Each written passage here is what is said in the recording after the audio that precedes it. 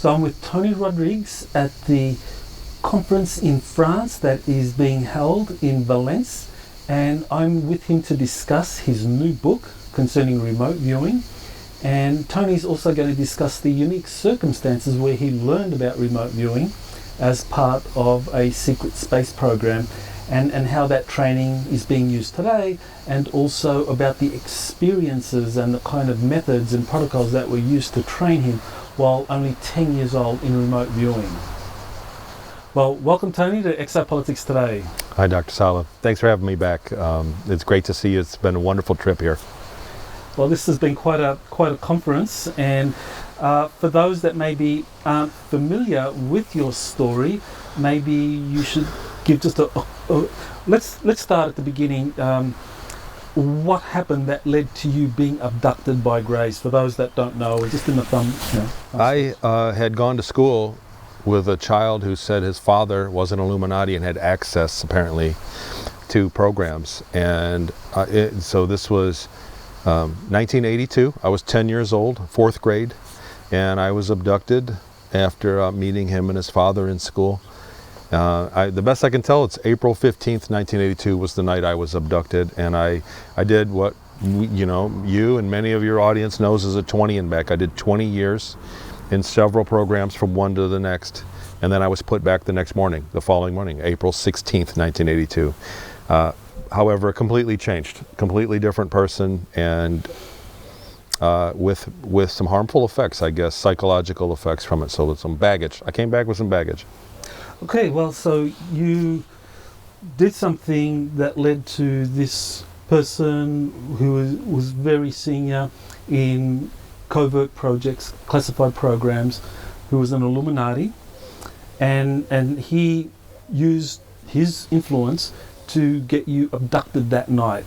So right away, there's a connection between this senior level official in some government-run project or in the secret societies and the beings that did the abduction. So who did the abduction? Just explain that connection. So in the middle of the night, my house was buzzed by a craft. There were bright lights outside, and there was one Grey and several smaller reptilians that came into my bedroom in the middle of the night. I believe they took my father as well. I heard my mother interacting with them at the same time across the hallway. And they picked me up and carried me from my bed to the end of the bed, and there was a flash of light, and I woke up in a laboratory. I have no idea if it was on a ship or a base. I really have no idea where it was. But I woke up in a laboratory and went through a few medical procedures, and then they laid me down on the table and did another procedure on me. Gave me a needle to the eye, and I woke up at the first stop of what was going to be many jobs that I did during the 20 years, including being traded off into space, into the infrastructure in the solar system, the secret space program. Okay, so I just wanted to kind of make it clear here that there is a very clear connection between this official or this high-level official within the classified projects and this group of extraterrestrials. Clearly there's some sort of agreement, arrangement, where they were responding to his request to have you abducted and to put you through this procedure. That's right, and that brings up a good point that since I've gone public with my story some years ago, I've interacted with a lot of people that say they feel they've been through the same exact thing. And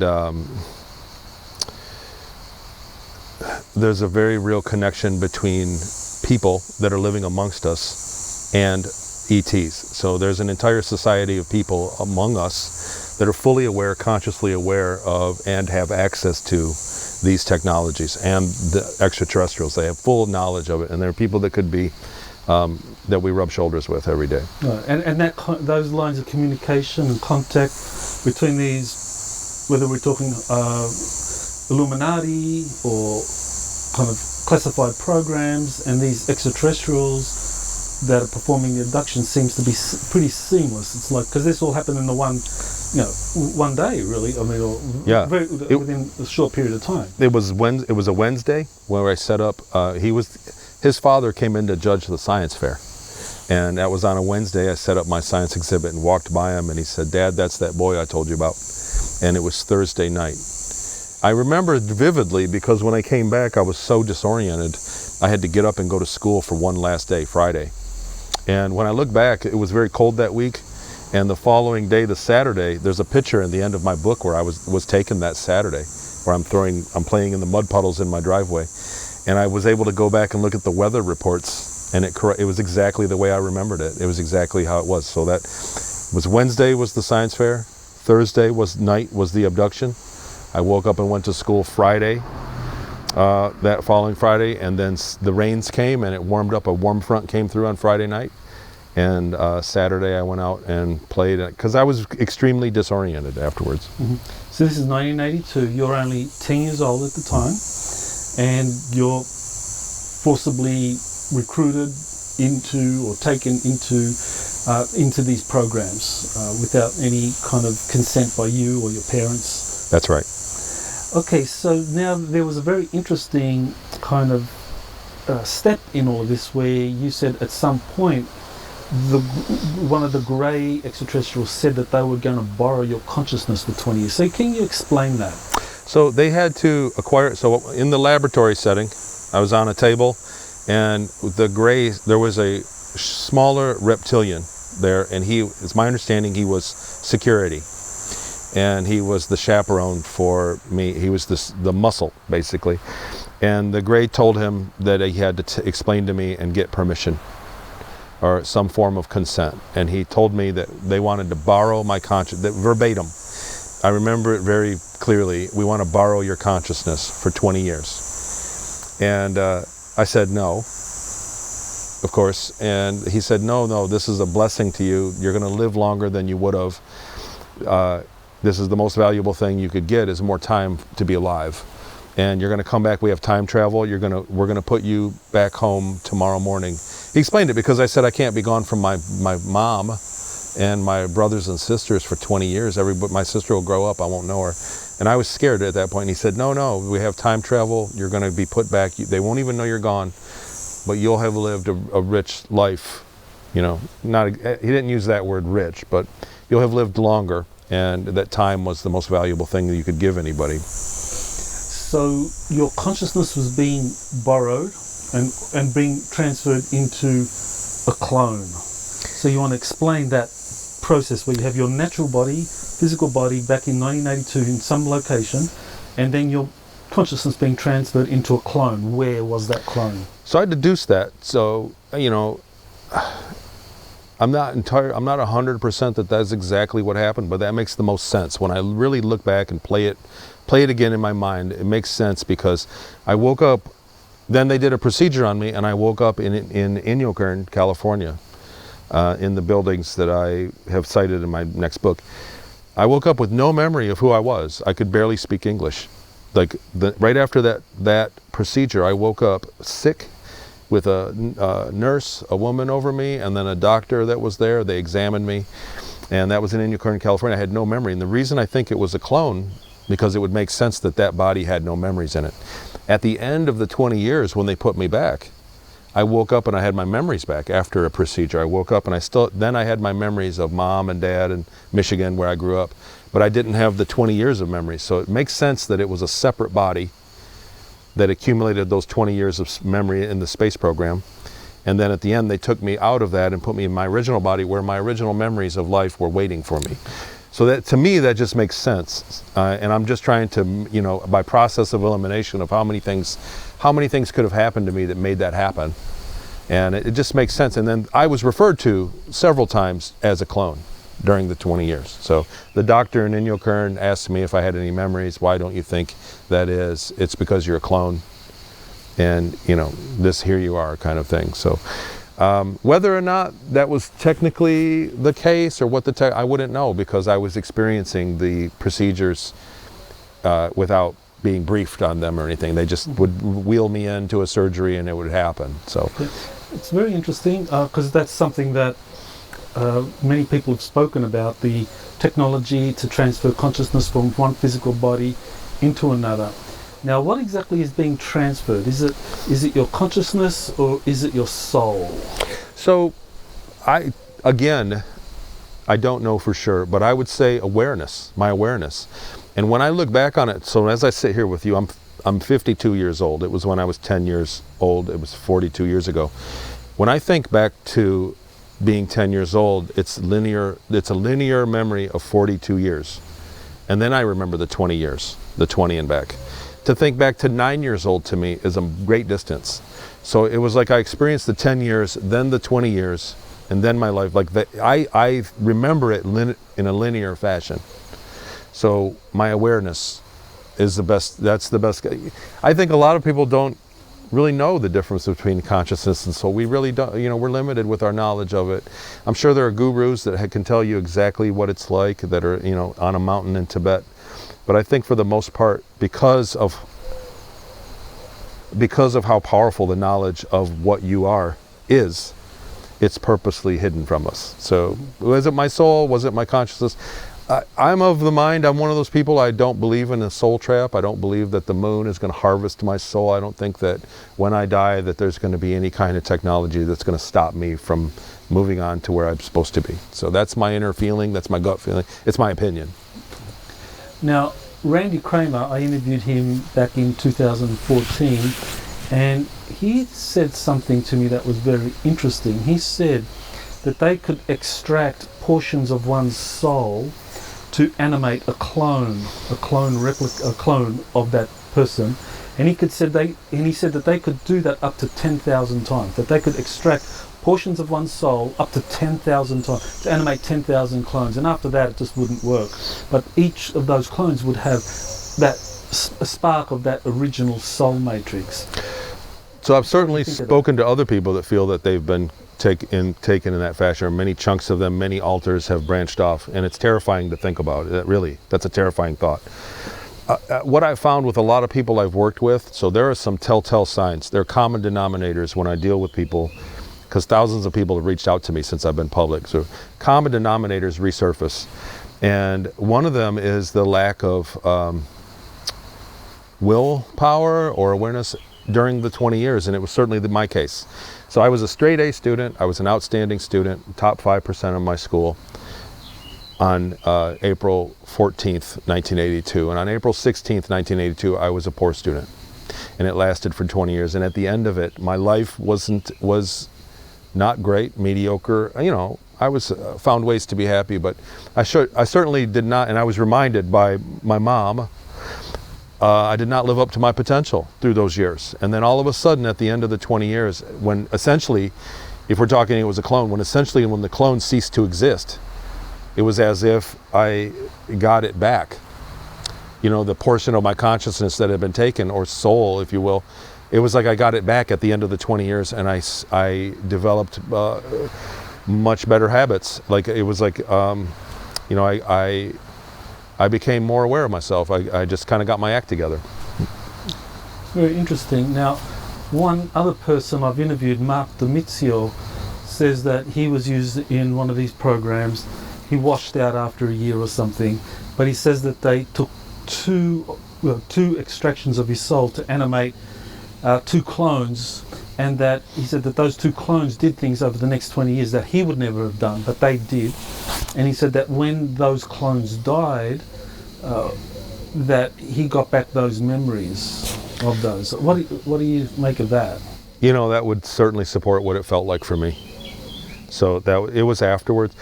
I had bleed-through memories as they were happening. So the highs and lows, some of the big moments in my regular life when I was a teen and in my 20s, I would get bleed-through memories. I would experience what the other me was experiencing in dreams right before waking up at dawn. And I had bleed-through memories that didn't make any sense whatsoever. But I didn't get my memory recall until I was 40, I believe, 2015. Mm-hmm. So I didn't get my memory recall for quite some time afterwards. So that would support that. I wouldn't argue to what Mark said. Okay. Now, so 1982, your consciousness is transferred into a clone, and you find yourself at Inyokern. You wake up, there are doctors around you. So yeah, tell us about Inyokern. What happened there? So since I went public, most people want to hear about Mars Most interviews I do, they want to hear about Mars or spaceships or what are the ETs. Tell me what the ETs look like. And so as a result, I've skipped over those years and never really researched them until recently. And last year, I had gone to, and I'd been on the phone with you in 2016 when I went to one of the places I remember on Earth in Seattle. And it was a shame that I didn't take somebody along to film it, because it was very validating evidence that I knew my way around a foreign place that I can prove I've never been. And I knew the roads, I knew where the things were in the stores, I knew things. So this time I took the opportunity before last year's Galactic Spiritual Informers Connection in Orlando. I wanted to get footage, and Tyler Koala from Journey to Truth podcast went with me and filmed it. And we went and stayed in Ridgecrest, California, down the street from the Inyokern airport, which was originally a naval ordnance testing facility where they were developing weapons for the Navy. And I remembered it intimately. And Brad Olson had visited there and called me. We did a live call, and there was some validation there with what Brad dug. It was very awesome that he did that. But I went back and I didn't expect to find a ton of evidence, but I did. And I found the buildings that we were in. I found the chassis of one of the buildings that's probably burnt. That I was in that program, and it really inspired me to go back and start digging up information. And it was a remnant, it was sandwiched in between Project Grill Flame and Project Center Lane. And there's a great deal of information around these projects where they were developing remote viewing techniques. And it seems like in between there, they knew when remote viewing had become successful with Project Grill Flame and the the psychoenergetics of remote influencing, that the other military branches wanted access, but only the Army INSCOM, the Army essentially had access. I'll let them go by. Only the Army had access to the data from the research with Stanford Research Institute and Army INSCOM. So that was the funding. You can find the paper trail. And so they were going to reclassify it, they were going to close that program, and then Project Center Lane gave the data to all the branches of government and even some corporations, Boeing and McDonnell Douglas. Boeing was training remote viewers in '83, and there's paperwork that supports that. So in between that time, when they knew that it went before the Joint Arms Committee, the Senate Joint Arms Committee, Senator Claiborne Pell put it between them, and they reclassified the Grill Flame to where they had to have permission, volunteer-only basis. So for those 9 months in between the funding of Grill Flame and the beginning of Center Lane, they wanted to see what they could do, the maximum capacity of the technology. So they used kids as clones. There's other documents I've found that showed the Chinese were experimenting on children for remote viewing as well. Can you just back up there? So what you found documentation concerning Grill Flame using cloned children? No, I wish. I've looked very hard. So I'm cross-referencing this with what I remember. So I was taken April 15th. The funding for Grill Flame was canceled April 7th. And so that, I remember being there, and I remember the doctor explaining it to us, that the funding was carried over, that the Grill Flame, they didn't have funds from Grill Flame, that they used contractors and access to the secret space program or classified programs that gave clones, is what he was aware of. And that's what he explained it to us kids right before he began the program. So he was very matter of fact about it. It was for science, to see see if there would be any discoveries of using methods on children. And so when I look back on the record, the paper trail of the funding and how it all worked out, it all lines up. So it's the exact same window of time that I remember, because I know that I was taken April 15th, but I was delivered to Peru on January 1st, or the first week of January, because they had just finished celebrating New Year's when I got there. So we're talking 8 months later? Yes. Yeah, so it was about an 8-month program. So 8 months you were in Inyokern. And I did a month in Seattle, and then was shipped off to Peru. So I see. Yeah. Okay, so then in terms of the sequencing, so this program that you were transferred into was after the official funding for Grill Flame had ended, or Grill Flame ended to be part of an army program, and it was now transferred over to this program, whoever was running it. Now, the thing is, Inyokern is, well, you can say it's part of the China Lake facility or right next to the China Lake facility, which is the Navy's premier research facility. Yes. So, the obvious question is, was the US Navy involved in what was happening there, or was this some kind of side project on Navy territory? So I believe it was a contractor that had access to the that level of security clearance, which I think is, I forget what they call the clearance, level 4, level 5. It was a contractor, and I found evidence of 7 or 8 contractors, and that's in the CIA, the INSA, the FBI Special Services, INSCOM, Army INSCOM, and a couple others. I don't have them completely memorized, but I have a document of proof of contractors involved in Grow Flame as well. Okay, so how many children were involved in the program? What you were exposed to? In my mind, I remember about a dozen. I think it may be 12 to 14 kids that were involved. Okay. And what were the general conditions like where they were held? So that's the other thing, is I found the area where I remember the buildings were placed is currently classified as special district.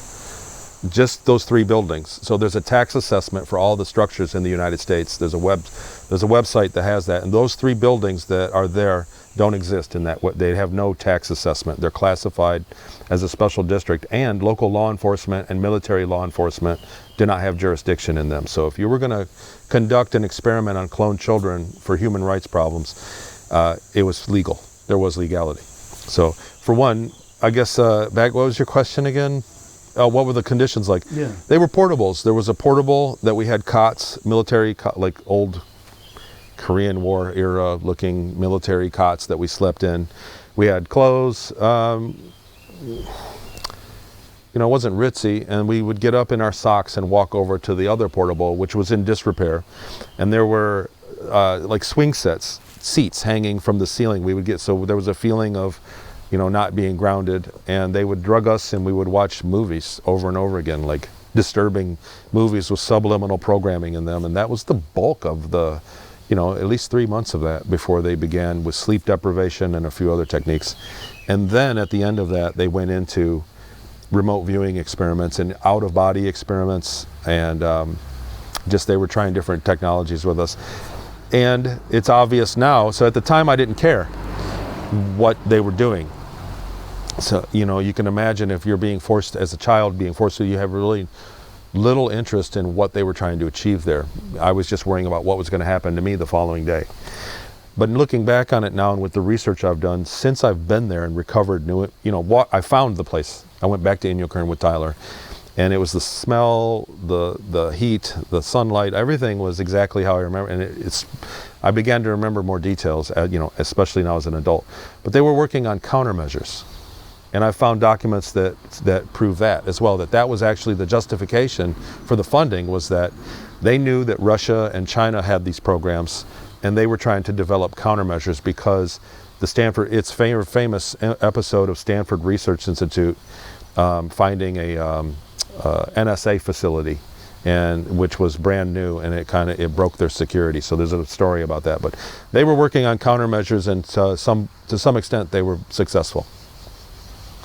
Okay, so it sounds like whoever devised this program was just taking advantage of an opportunity to use children who were clones, and there were no real laws that were applicable to them, no jurisdiction, so they exposed them to these kind of strange conditions, abusive conditions.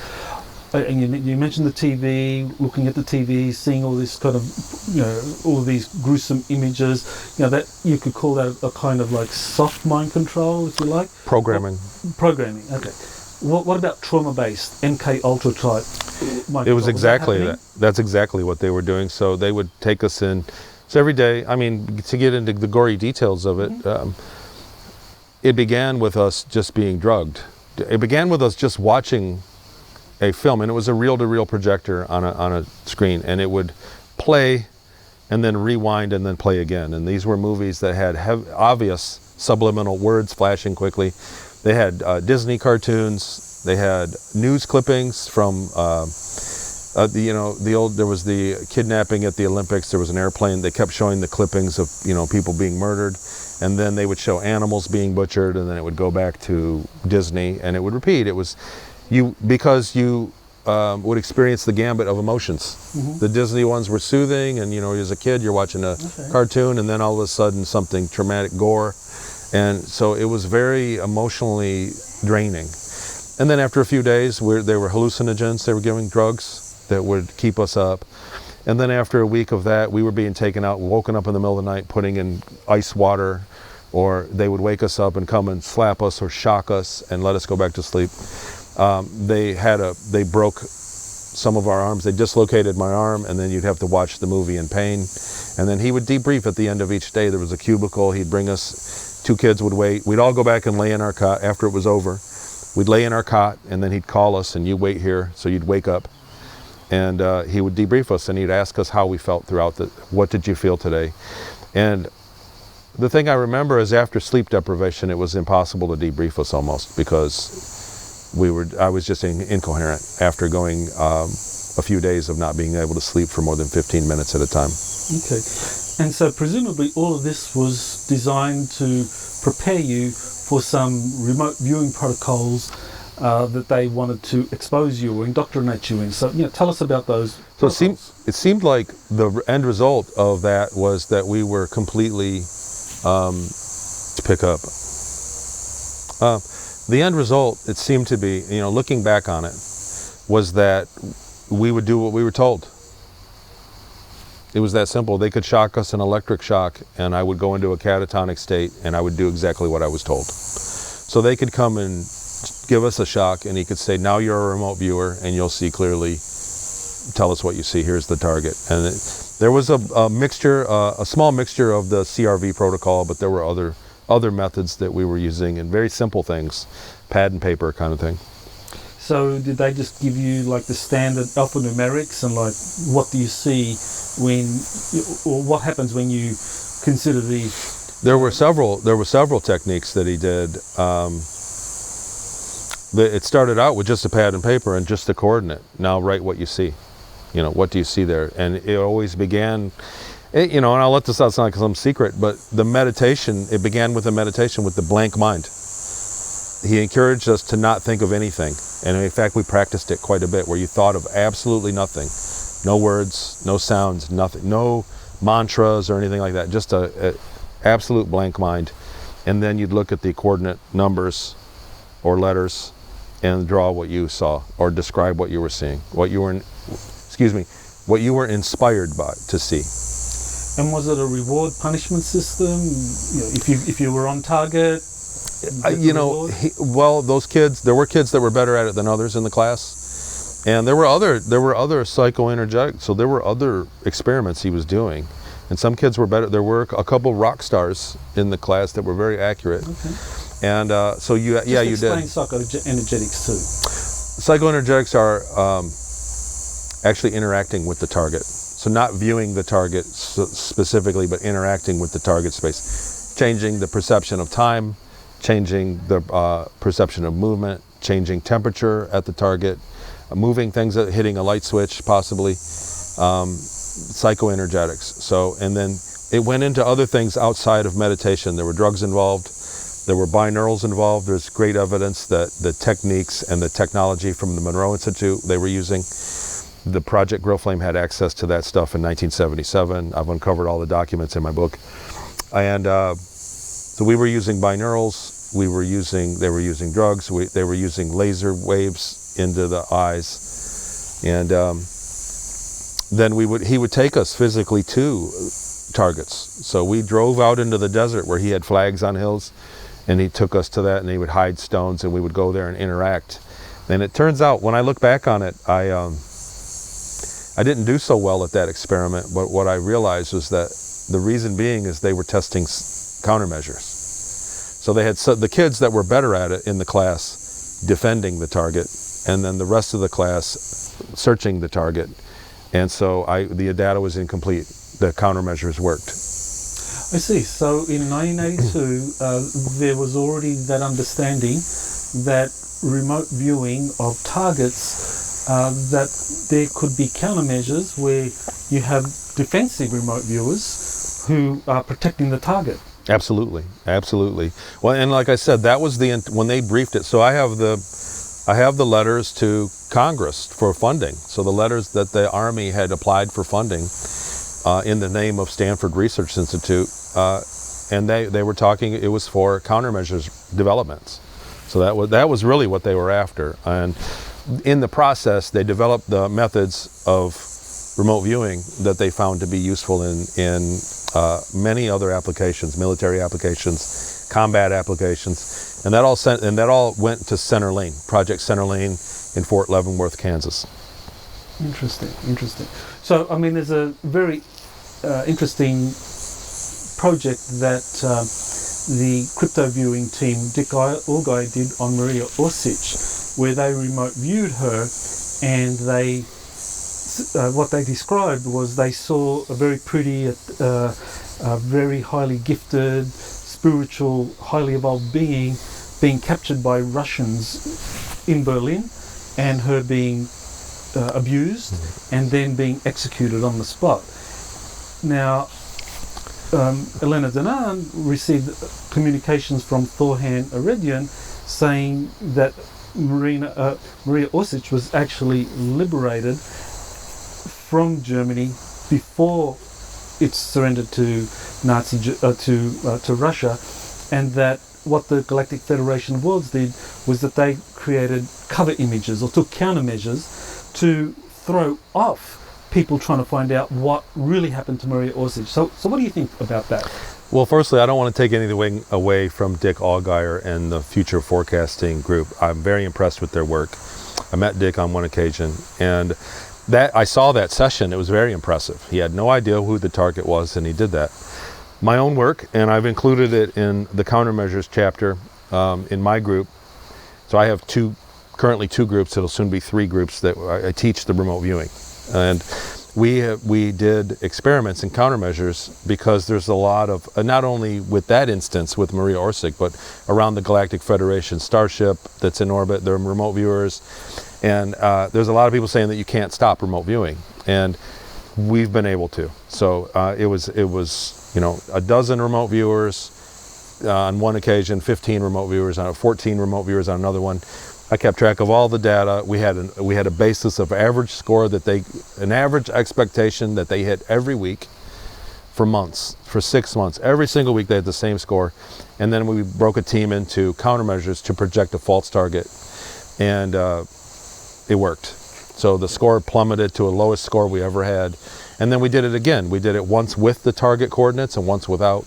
And without the target coordinates, we were still able to greatly skew the data, to greatly change the perception of what the target really was. So it's absolutely possible.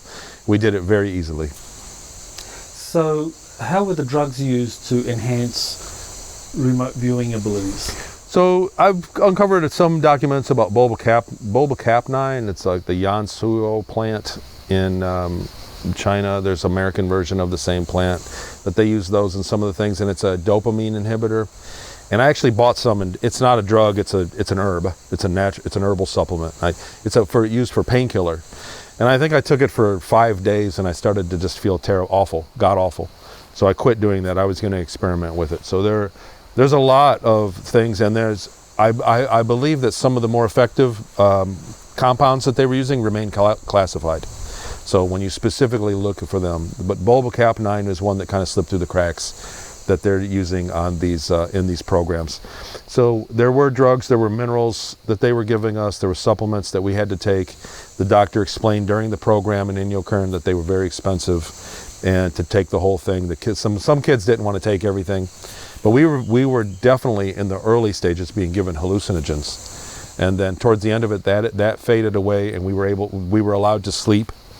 And I remember even into the first week, they let us catch up to sleep, and then began running experiments. But we were still too tired to do it, especially the binaurals. We all just fell asleep when we had the binaurals on us. So they changed it into the mornings. They changed our diet. They literally were in control of all of our intake. And there's a few other variables that are not palatable to speak about.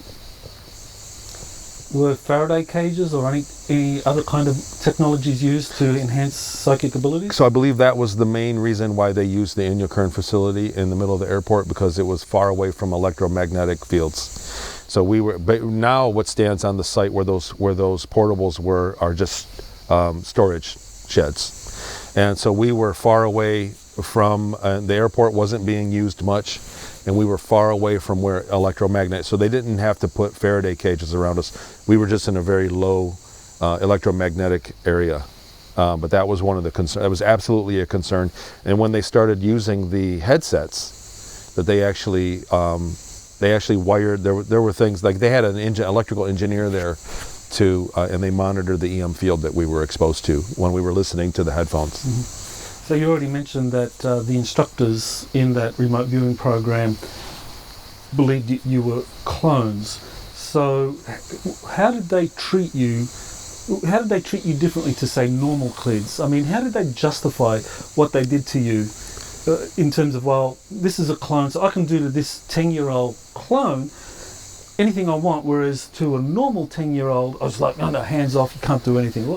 How did they justify doing that? Well, to them, they had no fear of a reprieve of a parent, like giving us back to our parents. There was no, culpability. For one. For two, the doctor started out, like, I gotta say, it sounds really bad, and there were some bad things he did, but he was a man dedicated to the science of what was going on. And I don't want to sound like I've been accused of Stockholm Syndrome before, and I don't want to sound like that, but the reality is that he was doing everything he could to progress the science of what they had discovered in remote viewing and psychoenergetics. And it was easy to tell, even as a 10-year-old boy, that he had lost his stomach for it over time. By the end of the project, he had really shared our trauma. In the beginning, it was something that was all in the name of science, so we just had to soldier on and tough up, and we were kids that would go on, but by the end of it, he had lost all his taste for dealing with children. Okay, so it sounds like he did have a conscience, but it just took a while for that to kick in. Well, this takes me to the pioneer, or one of the pioneers of remote viewing, Russell Targ out of SRI. What role did he play in the developing these remote viewing protocols at Inyokern? So, Stanford Research Institute is all through all the documents that I found on Grill Flame. I haven't found any mention of Inyokern in any of the documents, and that makes sense because it was a highly classified project, obviously. But Stanford Research Institute personally dealt with Bob Monroe. The CIA had a file unbeknownst to Bob Monroe in 1972, I believe. They had already a file on him and the HemiSync technology that he was developing. Before it wasn't HemiSync at that point, it was a different technology. But the CIA already had a documentation on him, and in '77 he was brought into the fold with the research that Hal Pudolph and Russell Targ had been doing.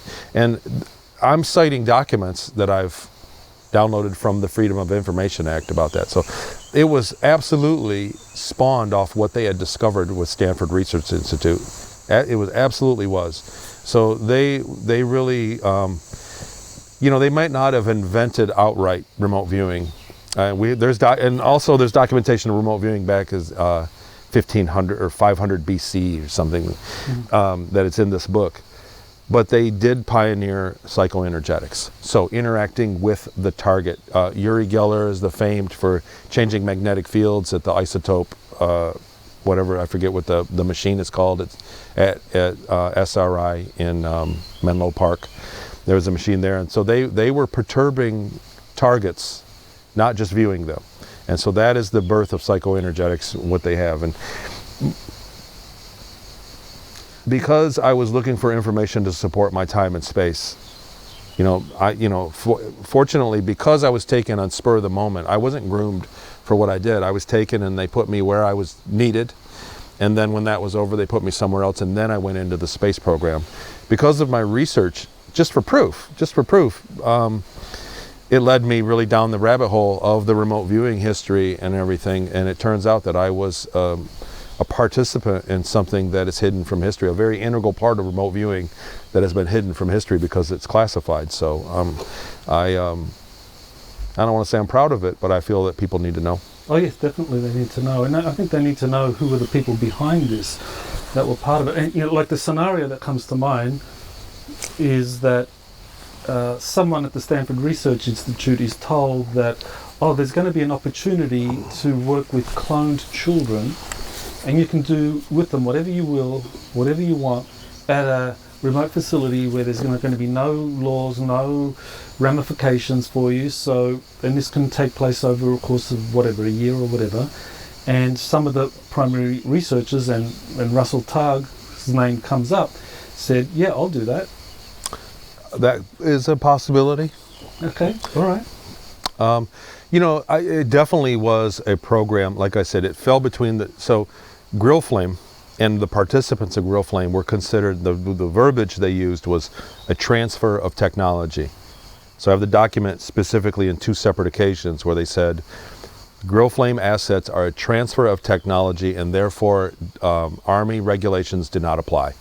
So the regulations where you treat somebody with human, as a U.S. citizen or an Army citizen, I think there's a difference, did not apply.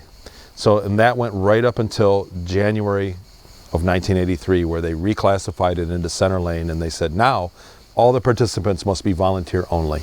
So it was the last bit of legality where they could do these maximum experiments. So they had a contractor come in and pay for it.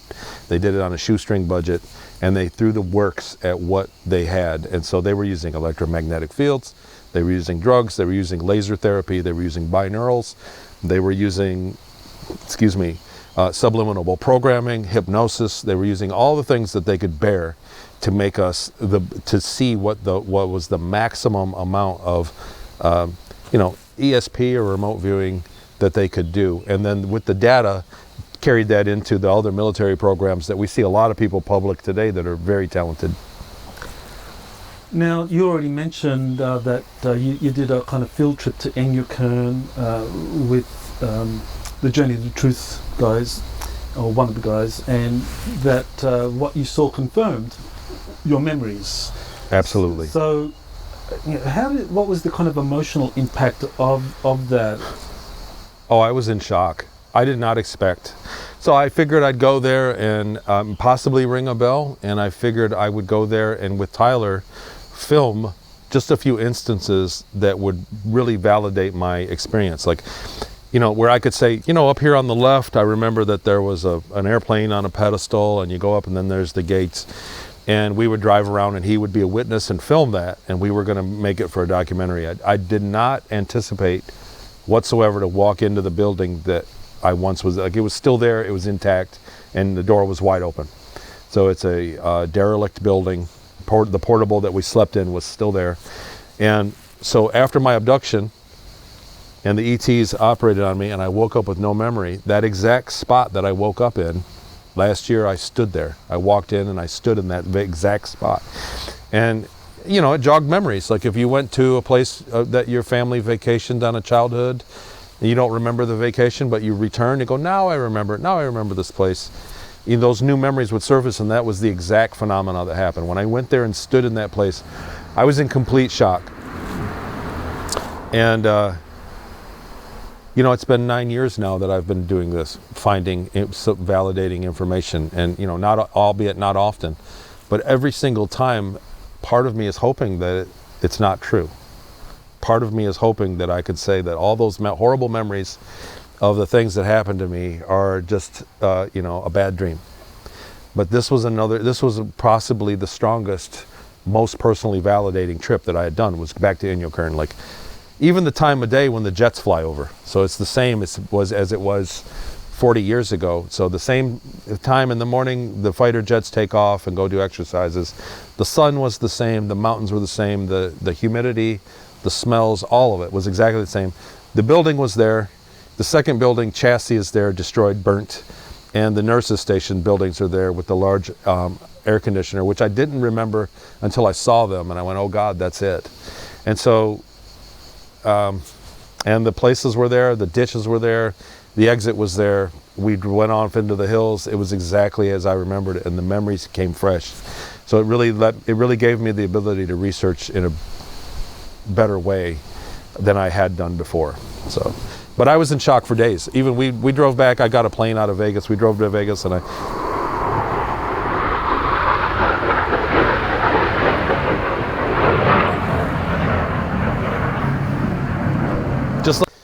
yeah, so I mean, just to finish up, I was in a state of shock for 2 or 3 days after the visit there. I was completely unprepared for the, I guess, the amount of things that I'd find that I remembered exactly. So I walked around in shock, and when I got home from that trip, I was, what's the word? Incredibly motivated to find more, to find more data, because the other thing is, in 82 and 83, I also have my parents and my brothers and sisters as witnesses that I never left home. So I was in Michigan as well. So during that time, so how could I know my way around the Inyokern airport? It's not something you see in, it's not something you see in movies or in game shows, right? So it's a very obscure place, and I knew the layout there, I knew the buildings, and I've described them even beginning with you in 2016. So I've been describing them the entire time, the Inyokern place. But like I said, a lot of interviews want to talk about Mars and ETs. Right. So this time we're diving deep into this whole Inyokern, because I think it's directly relevant to your book. And for those that don't know, in 2016 we did an interview together, a 4-part series at Mount Shasta, and that's available on my website. You can just go to exopolitics.org to watch that. So in terms of your testimony, your field trip at Inyokern, and you presented your data, the emotions you felt, that was all up there, and it was being shown for the first time at the Galactic Spiritual Informers Connection event in Orlando in 2023, and everyone was affected, but in particular there was Melanie Charest. She saw that, and she kind of like just broke down into tears, because it helped her, actually corroborated things that she says that she was remembering at that time. And I guess at that period she was trying to, is this real or not? So can you elaborate on what you know of Melanie's reaction to what you showed? So my Inyokern trip was 2 weeks before that conference. So I was still reading cheat notes on stage because I was still unpacking the data. I had not gone through all the data that I dug up. It was 2 weeks fresh. And I did not expect the front row to start crying. So many people broke into tears when I showed the video of going in the building. Melanie specifically afterwards, I walked up after I got off stage and gave her a hug, and Jean-Charles told me, she said it's exactly like the place that she remembered, even though not in that location, but basically the same thing, because I put an artist rendition of how the beds looked and the layout, basically a military portable, and that she had gone through pretty much the same thing in her childhood. And Melanie and I are only 3 days apart in age, so we're the same age. So she would have, I don't know her account word for word, but we're very similar in age, and we went through. It seems like we both went through similar things, albeit hers a different military. Right, and it must be something that helps those of you that are getting these memories, especially given that it happened in childhood. There was all these traumatic events, and it might be hard to believe that really happened. But then when you hear someone like yourself talking about and showing pictures of like, this is where it happened, this is the hut, this is the room, this is where the beds were lined up, this is where they did this kind of drug treatment and triage and all of that, that must make the world of difference for people wanting to remember what happened to them. And we're not talking isolated events here. Melanie, she believes that millions of children went through this. To me, that's astounding. Could millions of children have gone through something similar to what you had gone through? So when you talk about programming somebody mentally, the children are much more efficient at that. I always try to get in the head of who could do this. How could they have done this to me? And I try to get in the head of these people, and not a Stockholm syndrome thing, but just trying to assign logic to this because it's emotionally so devastating to think about, to entertain. To even entertain the thought of it is emotionally devastating for most people. And so to look at it from why would they do this? From a military standpoint, it's about survival or national defense. So they're willing to do things that most people are not. And when you look into the mindset of them and under that lens, the children make more sense. So children are just faster learners. So they have different, they haven't, there's nothing to unlearn. So when you're teaching psychic ability, the number one thing is to believe that you can do it. Well, children don't know any better. So children don't have anything. We have to unlearn. If we were going to take you as a grown man and put you through the same exact thing, you already have a basis. You already know what the world is like. You know how to drive. You could escape. You would be far more harder to train than a child that has basically a blank mind. And so, there's a certain amount of logic there. Sadly, they've ran away with the technology. So they think that they have a free pass, that you're not going to, because that's what I was told when I would ask them directly during my 20 and back years, how could you do this to me? They said, you're not going to remember it anyway. So they've given themselves a morality that is false, of that they can do this to children because they're not going to remember it when they put them back. And so I guess that's the biggest thing that I'm proud of, is that I'm one of the people that proves that wrong.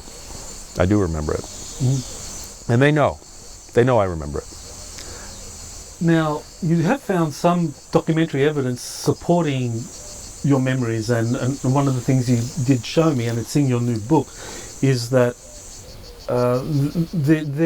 this program that you were involved in, their use of drugs, their use of deprivation, other forms of abusive behaviours or treatments, was designed to enhance psychic abilities. And you found a document, a 1983 document, I believe, that prescribed that. So, the question is, why would you prescribe something unless you were using it at some point? So can I read it? Please, yes. So, what I found and was this is Tony's new book. You want to just show the cover? Show the book. Yeah, it's Beyond Sight: Beyond The Sight. Hidden History of Remote Viewing and Psychoenergetics. And what page are you going to? I believe it's 138. So page 138 of Beyond Sight. This is what. So just cue this up. So they had broke into two versions of research, and when I believe his name was John Kramer, developed the AMSAA, so Applied Remote Viewing Protocol, that the Army was going to use, and what went on to be a standard. They prescribed that during the research, his methods would have no drugs, hypnosis, special sensory, visual, auditory, or olfactory, or proprioceptive stimuli, liminal or subliminal, electrical or electromagnetic stimulus will be used in this protocol. So they dictated that none of those methods will be used because they were for soldiers in the field or for people that were in agencies, so people that were official employees of the apparatus. So that means that they were using those on us. So the other version, which was unrestricted because it was classified in a black program, we're all testing those technologies to see if they could make better remote viewers or better psychoenergetic agents, I guess. So, and in fact, I did become field operational in '83 and went to Peru for 2 years. And, that's in my first story. But I was field operational. I was a 10 and 11-year-old boy working as a psychic in a as a field operational psychic, so in South America. Well, that's very important. This time in Peru, and you're field operational. You've been enhanced through these protocols that were later on deemed illegal, but at the time there was, as you said, that window of opportunity for the remote viewing trainers to do this stuff. So you're trained, you go to Peru. So can you describe how you were field operational? What kind of remote viewing or psychoenergetics were you doing in Peru? So I had to be under a subcontractor, not the official narrative, because we were shipping, in fact, unrefined cocaine from Peru, from Puerto Tawantinsuyo, Peru, which is now called Boca, Colorado, Peru. They've changed the name of the town. It's a separate story. And we were flying shipments of cocaine paste, unrefined cocaine, to Santa Marta, Colombia, once a month.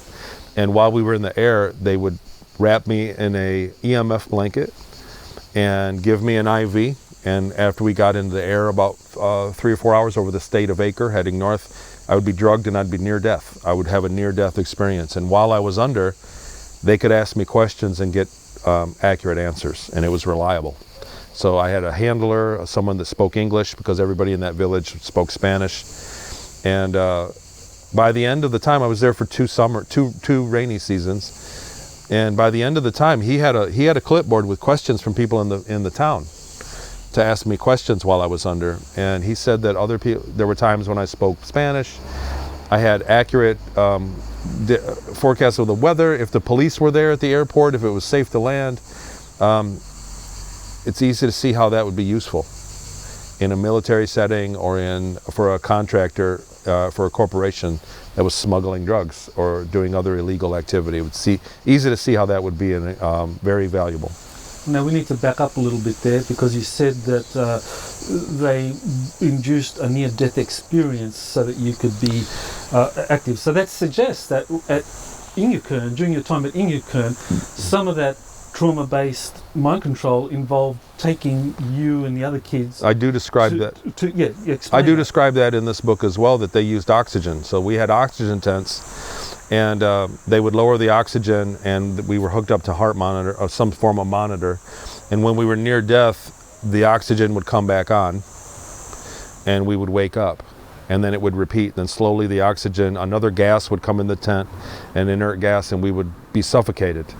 And you'd go closer to death. And the experience, which was horrible, was that each time I got closer and closer to being dead, to leaving my body and being dead. And it actually was pleasurable. When I was suffocating, it was very I don't want to say painful, but it was very unpleasant. And then I would leave my body and the bell would go off. Bing, you'd hear the bell, and then oxygen would come in, and I would return to my body. And after a while, I got angry, and I spoke as an adult, let this kid die. And I was 10. And the lights flickered, the lights there was an electrical event that happened when I did that, when I got angry. And the nurse said, "Doctor, we've got one here." And that qualified me for that technology, and that was the end of it. I mean, that was the end of that exercise. But they were using oxygen deprivation. Something that was disturbing was that a few years after I went public, and I've said this story already to other people, and on interviews I've described that process as early as 2016 and 2017, was that the movie Deadpool portrayed it. It was the exact same process. When I saw that, I couldn't believe my eyes that Hollywood was depicting an actual technology. So the fact that when you were in Peru and they took you up into the plains, and a couple of hours in, they inject this drug, and you're brought to a near-death state, and you then began to do the remote viewing, the psychoenergetics.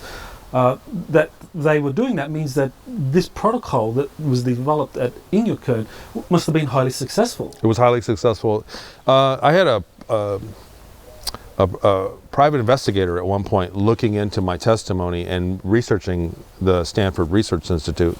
And there was a video that I've since been able to uncover. So I had the video, and I can't find it anymore. But basically, they were having a party, and they were all cheers, and it was 1981, and they said, "We're very excited because we've had tremendous promising results with children in near-death experience." And so they were celebrating that because this gave them the ability to contract and extend the program for the funding. So they were celebrating the fact, and their exact words were children with near-death experience. So they were drugging us, and that's exactly what I remember. So it all dove, and like I said, I went on record with you in 2015 privately describing it to you. So all these things have happened after the fact that have been discovered. Okay. So in Peru, you're taken to the point of death after they inject this substance. So what were you able to do in terms of fulfilling these drug missions for the cartels over there? So I was told that we went off course. So I was unconscious. And after 4 or 5 times, I began to remember what it was like to be in between being dead. And that's the substance of my second book, Project Star Maker. So I was able to access, distant memories and experiences. But it was like being dead, or being out of body without a body, in a darkness, in a dark place, in between being dead and alive.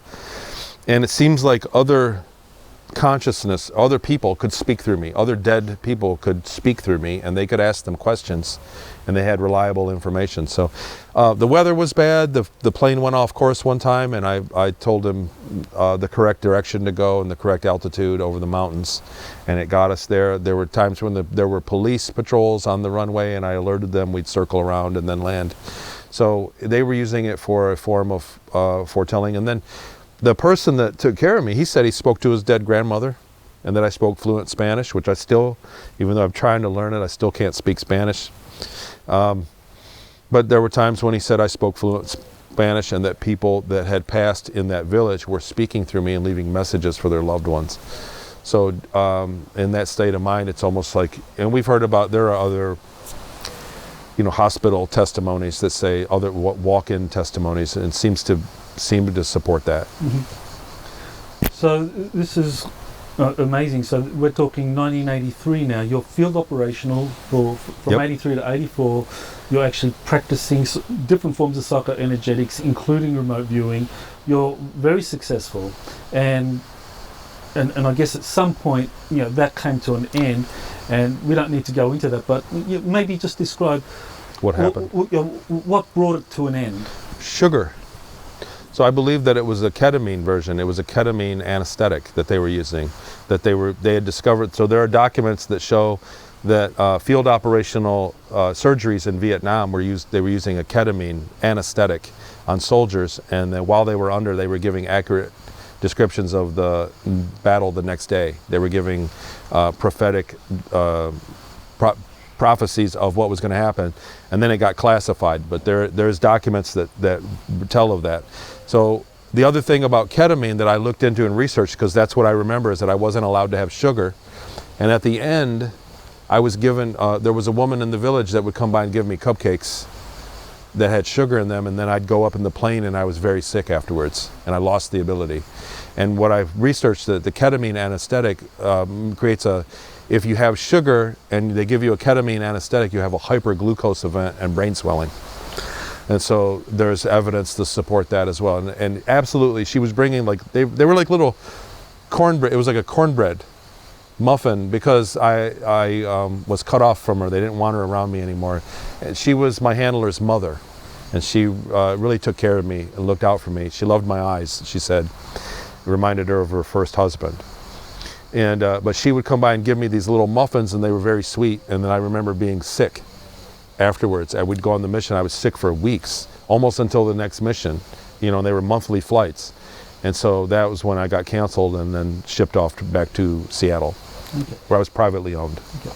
So we're going to kind of shift now to your kind of more recent efforts to create remote viewing protocols and train others in remote viewing. But to kind of summarize what's just happened, it's just you, back in 1982, for several years, you were exposed to illegal remote viewing protocol training. You became highly proficient at it. You were field operational, and it was only because of some accidental kind of eating of sugar that particular phase came to an end, and then you were shuffled off to something else, and that was the rest of the 20-year and back.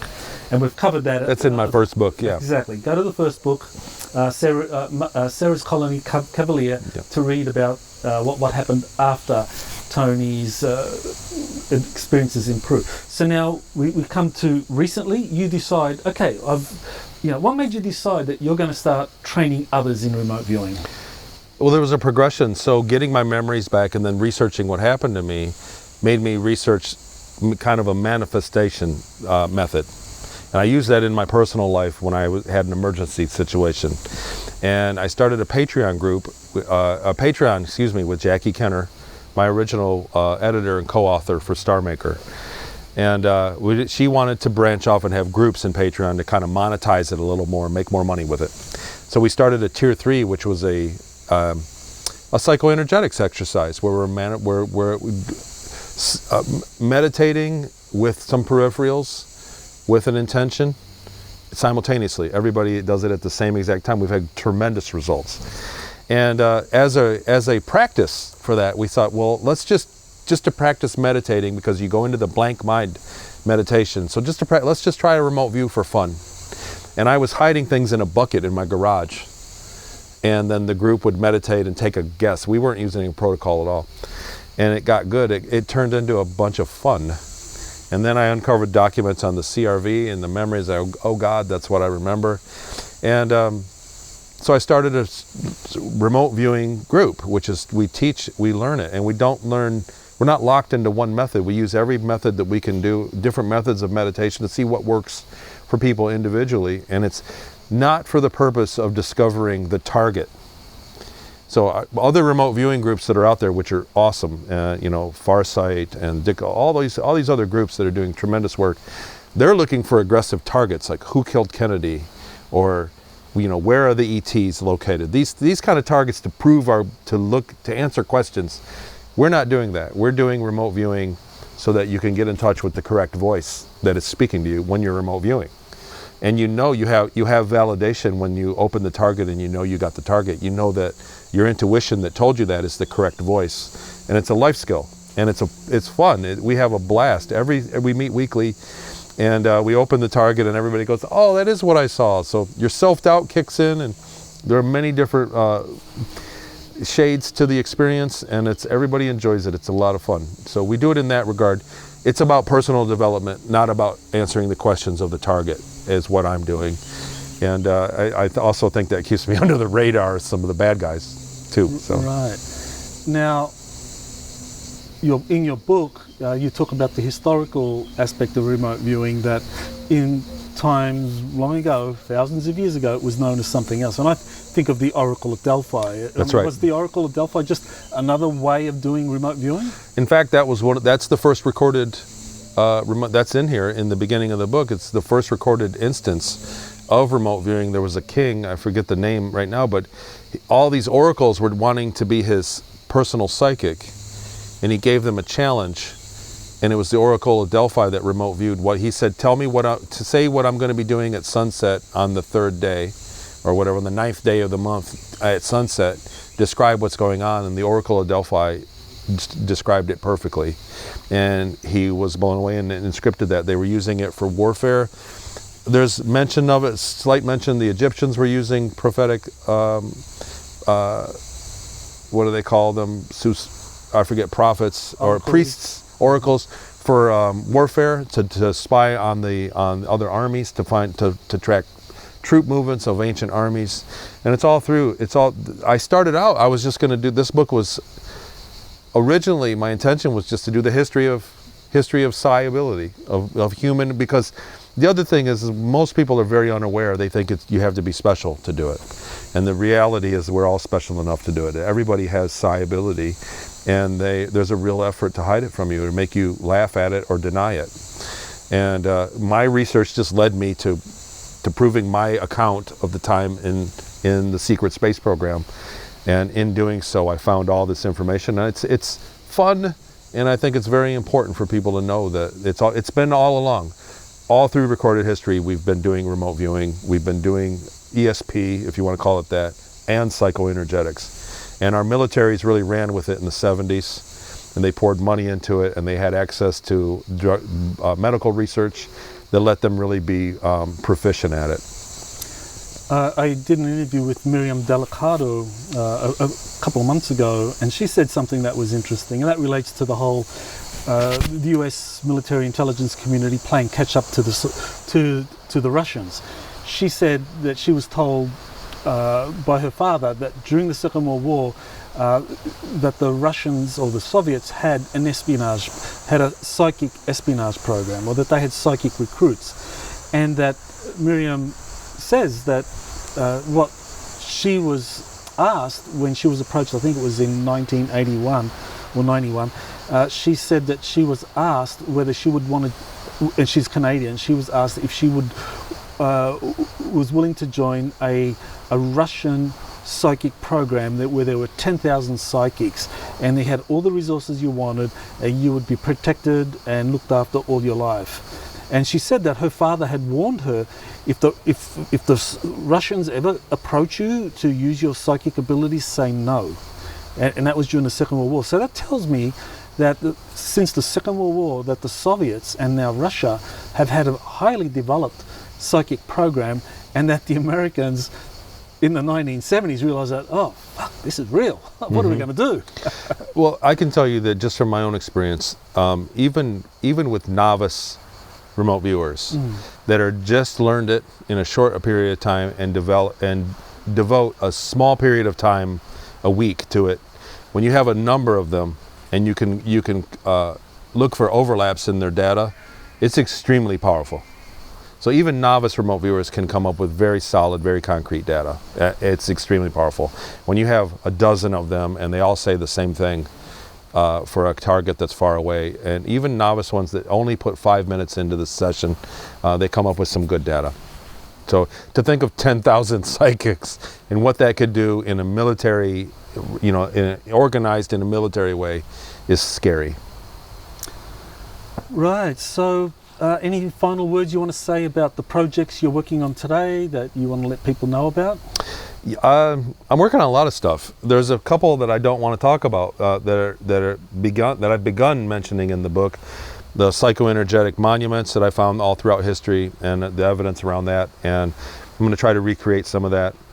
There are a few other projects that I'm working on to try to recreate some of the technologies that I worked with, albeit in a more humane way with adults, consenting adults, and just try to push it and put it out there, because I'm in the unique perspective of they did me against my will, so I didn't sign a I didn't sign a contract saying that I have to be quiet about it. I can speak about this and they can't legally come and off me, So if this ultimately, as far as they're concerned, they have to admit the entire project if they want to persecute me for just declassifying these technologies, or they have to let it slide as if it's a coincidence.